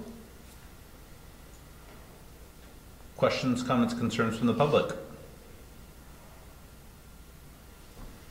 So seeing and hearing none, I entertain a motion for approval of the Thrive rate resolution. So moved. Second. Motion by Hal, second by Eric. Any further discussion? Seeing and hearing none, all those in favor, please say aye. Aye. And those opposed, motion carries. Thank you, Ray. Thanks, Ray. All right, next up is the FY20 budget and capital improvement plan with $5,728,123.56 to be raised by taxes. So this is the big one. This is the approval of the entire FY20 budget across funds as presented, as well as the city's capital improvement plan. And you have attached here the budgets across funds. And so just a reminder to folks, usually we have a sort of build-up narrative in regards to the budget about what is changing from a service delivery platform and what either programs were changed, added, cut, altered, or what new investments were being made in terms of adding staff, equipment, etc. This year we started the budget process with the message to staff to essentially come back with what we call the level services budget. We said do all the same stuff generally, unless you think something needs to be shifted around, but make it a dollar for dollar shift if you are, and try to provide the same services that you provided last year, and give us the cost for that. That came in roughly 2% or 2-cent increase in terms of just the natural appreciation of the costs with doing that. In addition to that, voters this year voted twice on special items. One was Main Street revitalization, $20+ million investment and a head-to-toe redo of Main Street. That vote authorized the city to seek out bond funding associated with that project. This is now the budget that pays and services that debt.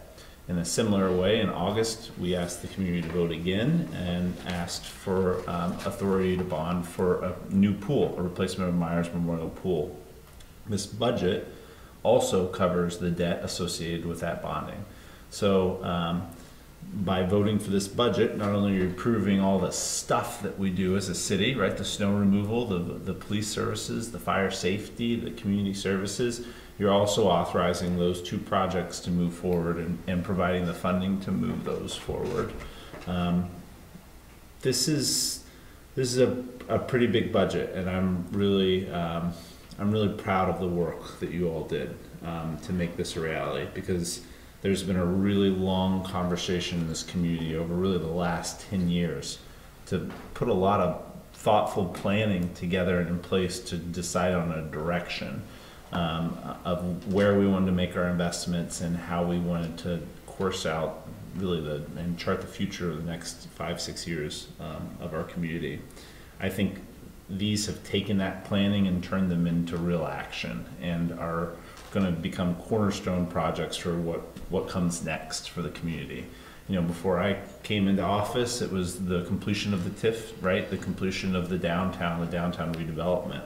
And the promise that gave to the city and the opportunities that it created to create a vibrant community that was also financially sustainable.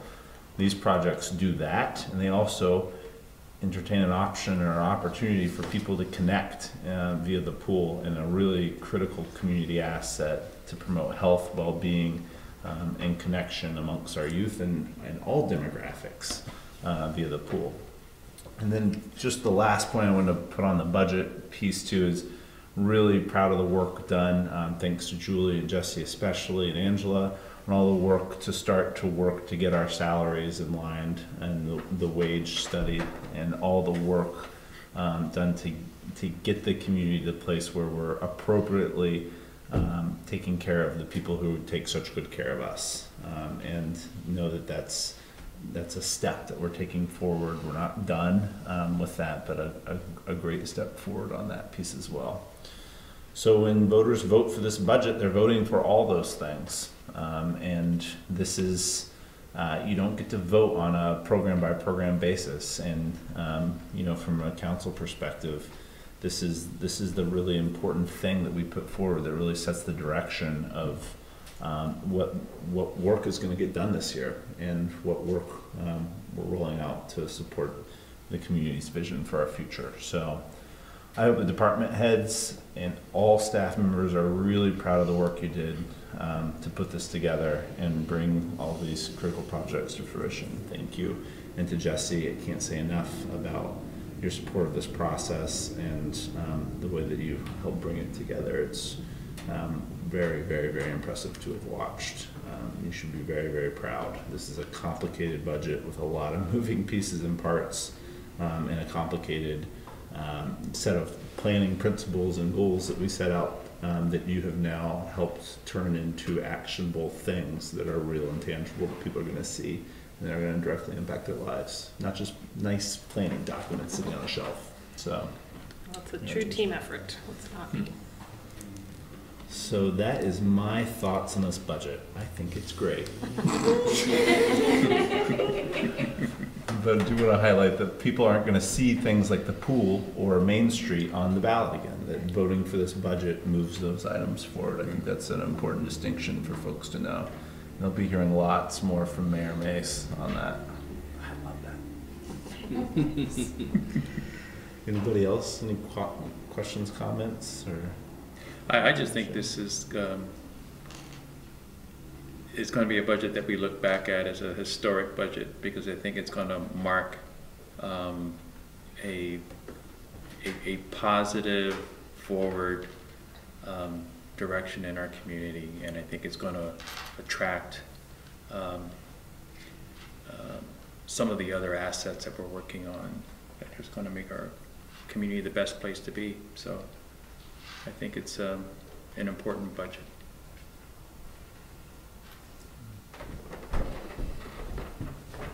Any questions, comments, thoughts? No, I said my piece last meeting, and I'll have plenty to say.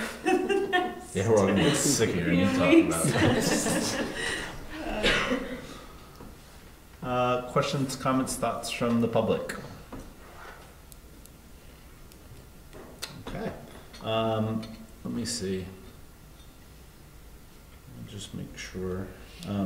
We need a motion, and we need it using the recommended action proposed motion. So if there's a willing counselor, if they could use that language in the memo, we would appreciate that. I would entertain a motion for approval of the FY20 budget and capital plan to present to the voters.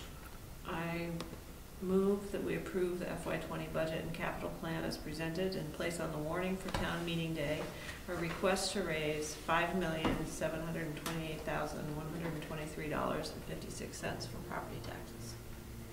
Second. Motion by Nicole, second by Hal. Any further discussion? Seeing and hearing none, all those in favor please say aye. Aye. Aye. Aye. And those opposed? Motion carries. Okay. Almost done.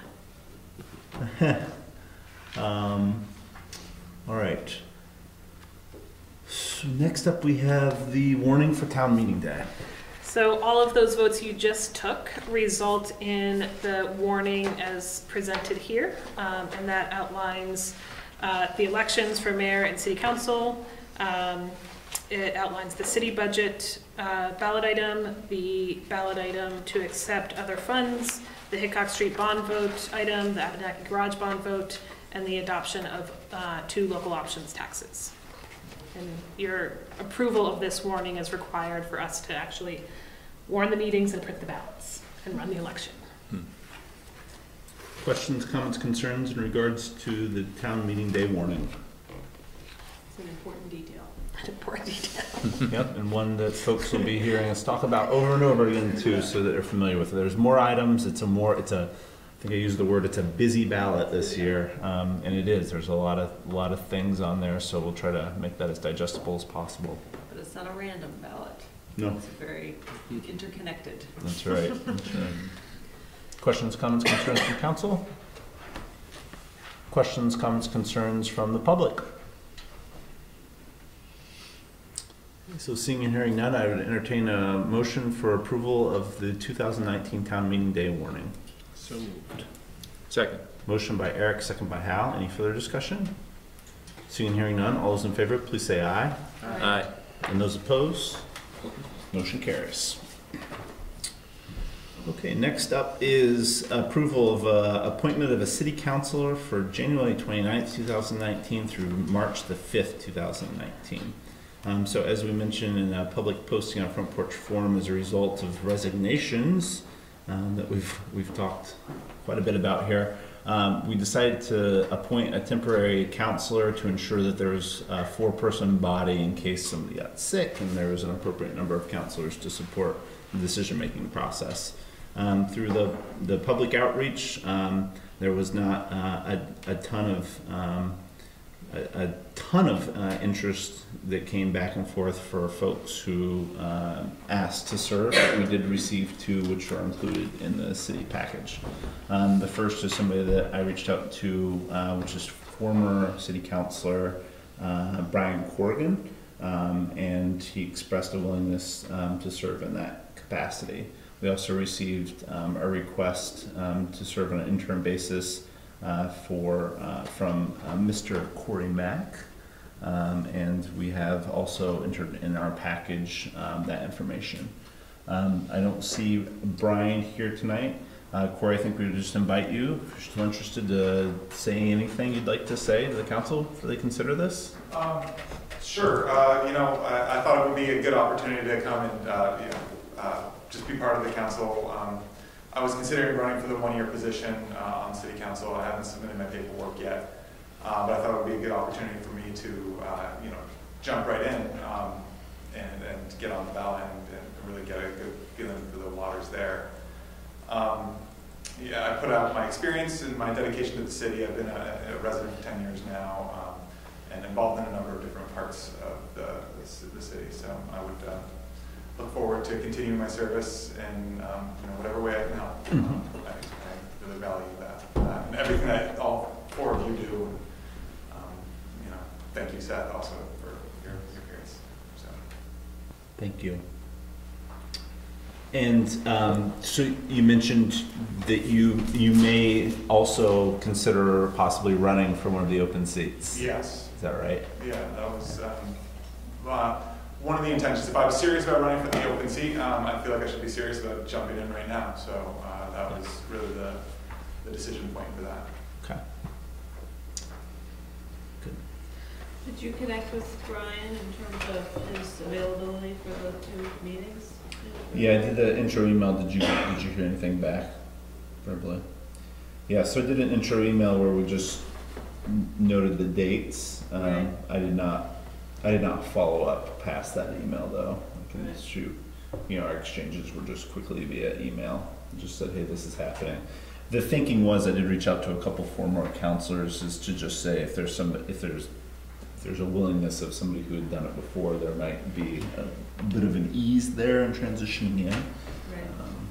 So. Right. I appreciate your willingness to step up, and I have some hesitancy about appointing someone who's going to be on the ballot, potentially. So, because it feels like I don't know if they're going to be contested races or not, but it sort of provides entry into the body in a way that others haven't. Christine specifically had to leave. I mean, so it just feels a little messy on that front. But it's also a little challenging if we haven't gotten firm confirmation from Mr. Corrigan that he's able and willing to attend. So I don't have a strong recommendation at this point. And you could,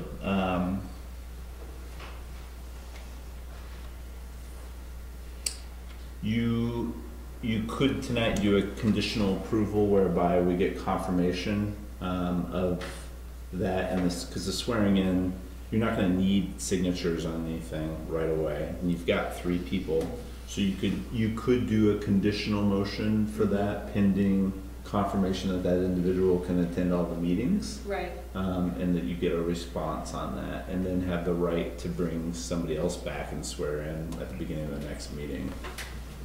I don't see anything from a process perspective wrong with that. You could approve it as the first action, open the meeting, approve it, and have that person sit in at that meeting. I can't see anything procedurally that would stop it from happening. Not ideal, but any thoughts? I won't be here, so this is really, this is really more for you guys. Yeah, I mean, I absolutely hear what you're saying, Nicole, just in regards, obviously we have a tremendous community member who has expressed really strong interest in being willing to step up and serve our community in this interim period, which I'm incredibly appreciative of. But there is that weird feeling that, Christine had to step out of her seat to run, and this is, if you would be running to fill that seat specifically, so then being appointed to serve for a seat that's open because of something, having to step out. To run for office. Yeah. It feels awkward. Yeah, and like a little inequitable. But again, somebody who is willing to give the time and would be an asset to the council in the interim period seems, when we don't have confirmation, that someone else can be here and be present. So I hear you, I'm up in there as well. Can I interject for a quick second? I would encourage you all, if and when we do open up the charter next, that we remember this conversation, and the reason why Christine had to step off is a charter required provision that could be amended to allow the council to fill a council seat if it was vacated. So just something, a governance thing to flag in the future. No thumb on the scale about the appointment. Well, yeah, I do understand the concern, yet we're at a critical juncture that we need to, I think, make a decision. And if we had a half dozen candidates, that's one thing, but it's maybe somewhat messy, but I think if Mr. Mack is really willing to step into it at this needed time, then I think we should seriously consider it.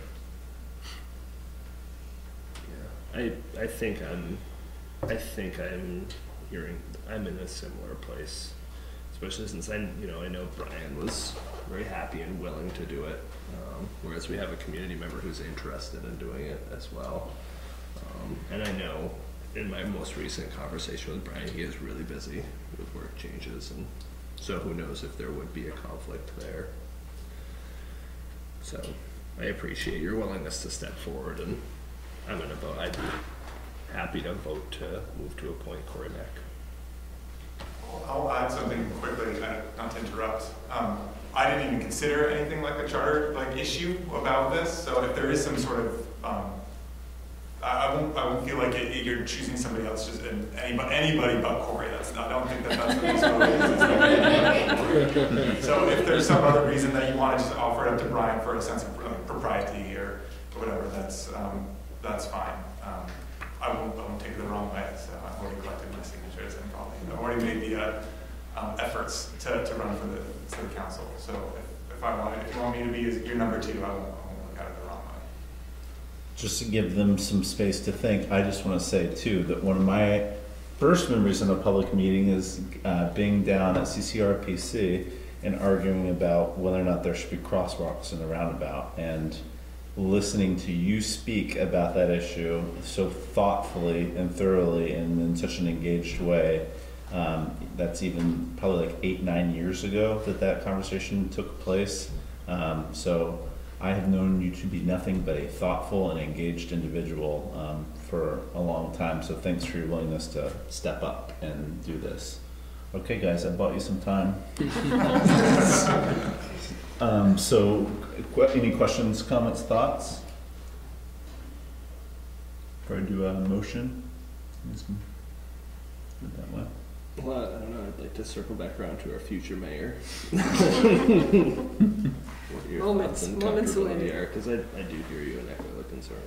Yeah, I mean, I think when we were originally talking about this interim appointment, it was to have a former counselor come in just because it's somebody who's got some lay of the land and can fill in the event we don't have a quorum. So I am struggling with the notion of appointing a candidate. I don't think that's what was envisioned.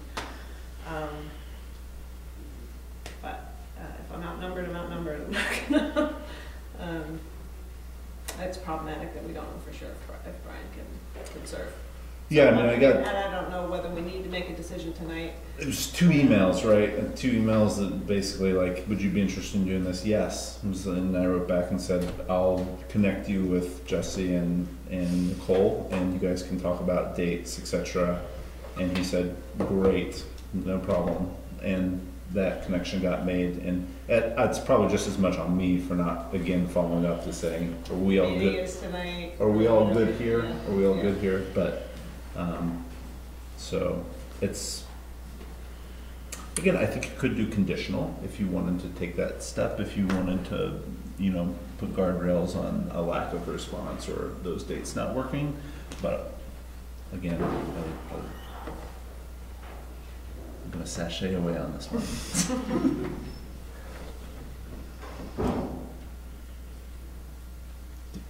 Okay. All right. Given that I think you guys have all said the piece, I can go to the public to see if there's any questions, comments, concerns. I'll come back to council. Any final items for a call for a motion? Just wondering, Corey, have you looked at the dates that we would need to ensure that there aren't any scheduling conflicts? It was just the 2 in February, right? Mm-hmm. Yeah, I did. Okay. No conflicts. Okay. With that, I would entertain a motion regarding the appointment of a city councilor for January the 29th, 2019 through March the 5th, 2019.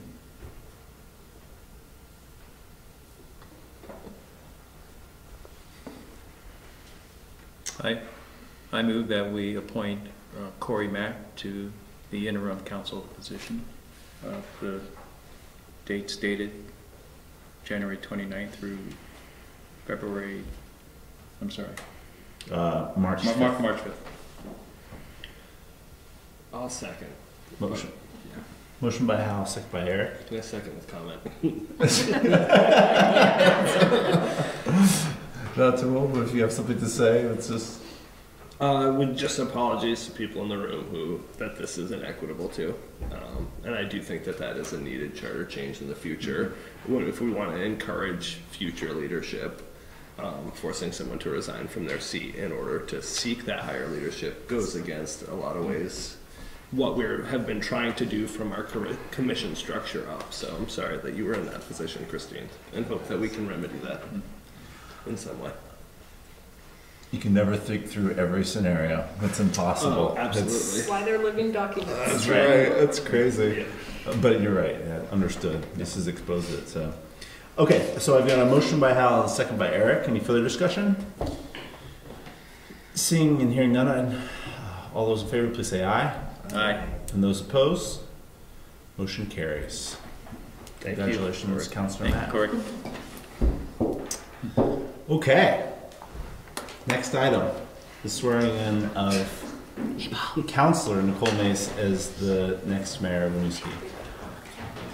I'm just going to take my last chance here to hold up the process and say things which I've so rarely done since being in office. Let me give you a historical lesson of I just want to personally express to what a great pleasure it's been serving alongside you, Nicole, as deputy mayor and as city councilor for the last several years.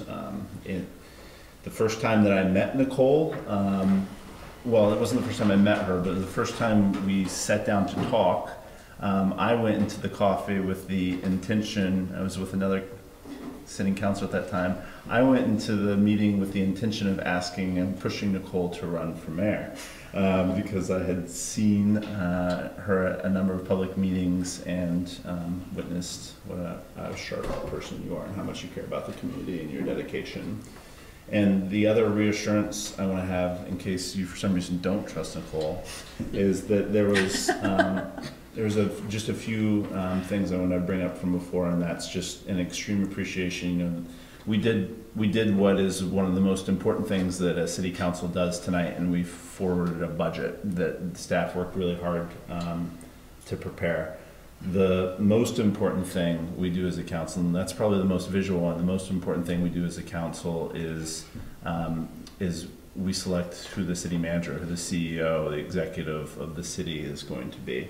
And without pause, I can say that the single greatest thing that I've been part of in this council's action is bringing in Jesse Baker as the city manager for the city of Winooski, and want to just compliment you on all of your tremendous work and what a great asset you are for this community. And so as Nicole comes in, and I want to give real acknowledgement, I've worked with 3 city managers, Ray out there in the crowd, and I want to say too that John, in his capacity as acting city manager, one time wore a tie.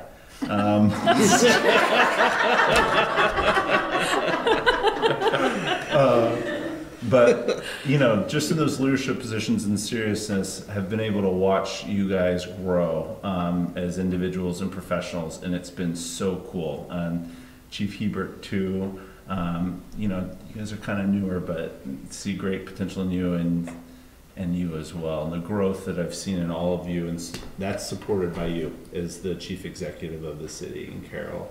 The entire team here relies on you to be the person who keeps the wheels on the track and keeps the vision moving forward. And I can't say enough about what the partnership has been like in working with you, how effective you are, and yet how really in tune with what it takes to have a happy, humming organization here and to make the people who work here feel good. So thanks so much for all of your work, Jesse, and all the other city managers over time, because we're getting ready to elect a mayor, and she's going to do an awesome job in that, but she's going to be really successful because of the great partnership with the great executive of the city and the person who really drives things. So thank you so much for all of your work. It's meant the world. Okay, I'm going to get out of the way now. So up next we have the appointment of, or the swearing in of Nicole Mace for the city of Winooski as mayor. So while they're getting up, I'd just like to add, and this is again, as everyone knows, I am a member of ICMA. This is not about Seth, I can't do it, sorry. I'm a member of ICMA, which has a very strong code of ethics, and I'm apolitical and don't get involved with the elections in the city. And so this is a very non-political statement. What we are about to do is about to break a huge barrier in our community by appointing the first female mayor of Winooski. And I think that that's something that should be really recognized and celebrated tonight. Glass ceiling. Right through it. 1 month. It's happening. Please raise your right hand. Do you solemnly swear that you will faithfully execute the office, duty, or trust of mayor for the city of Winooski, Vermont, and that you will bear and do equal right and justice to all people to the best of your judgment and ability according to law? So help me God. Congratulations.